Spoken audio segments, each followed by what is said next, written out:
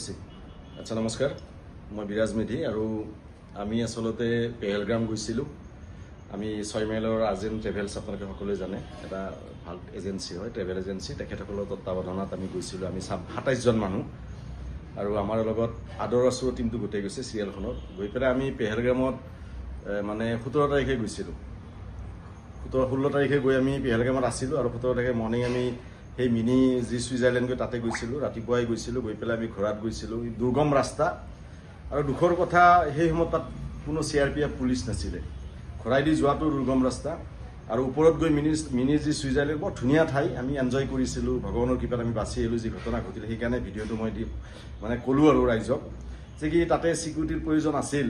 ইমান ধুনীয়া মুকলি ঠাই, চাৰিওফালে পাহাৰ, ক'ৰ পৰা নামি আহে একো ঠিক নাই। কিন্তু আমি নাজানো এনেকুৱা পৰিৱেশ যে সুধিছিলোঁ সিহঁতক, ঘোঁৰা চালককেইটাক। সিহঁতে কৈছিল চব ঠিক আছে, এতিয়া কাশ্মীৰ শান্ত, কাৰণ আমাৰ ভাৰতীয় জনতা পাৰ্টীৰ চৰকাৰ এলায়েন্সত আছে আৰু আমিও সুখ শান্তিৰে আছিলোঁ। কিন্তু এই ভয়ানক দুষ্কৃতিকেইটাই যি কাম কৰিলে তাৰ কাৰণে গৰিহণা দিছোঁ আৰু সঁচাকৈ বেয়া লাগিছে। সেইখিনি সময়ত আমি যে আমাৰ লগত হ'লে আমাৰ কেনেকুৱা হ'লে, আমি ফেমিলিলৈ গৈছোঁ, বাচ্চা আছে লগত।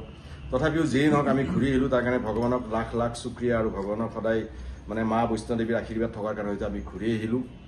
আৰু এটাই অনুৰোধ কৰিম, মানে কাশ্মীৰত মানে এতিয়াও মানে আমাৰ আৰ্মিৰ প্ৰয়োজন আছে, কাৰণ আমি যি জেগাত গৈছোঁ তাতে আৰ্মি কমাই দিছে। আগতে আমি যোৱা বছৰো গৈছিলোঁ, সেই আৰ্জেণ্ট ট্ৰেভেলছৰ তত্বাৱধানতে গৈছিলোঁ। সুন্দৰ তেখেতসকলে আমাক এৰেঞ্জমেণ্ট কৰাই দিছিল। কিন্তু আমি যোৱা বছৰ আৰ্মি ভাল পাইছিলোঁ আৰু আমাৰ মানৱ অধিকাৰী তেখেতে খুব নলেজ থকা ব্যক্তি, আমাক ধুনীয়া একদম সুস্থানত মানে জাগাত ৰাখিছিল। হোটেল চোটেল বৰ ধুনীয়া দিছিলে আমাক, আমি ভালো পাইছোঁ। ইমান সুন্দৰ আমি এনজয় কৰি গুচি আহিলোঁ। কিন্তু আহি পোৱাৰ পিছত, আমি আহি পোৱাৰ লগালগ দুদিন পিছতে এই ঘটনাটো ঘটিল। কেনেকুৱা লাগিব কওকচোন।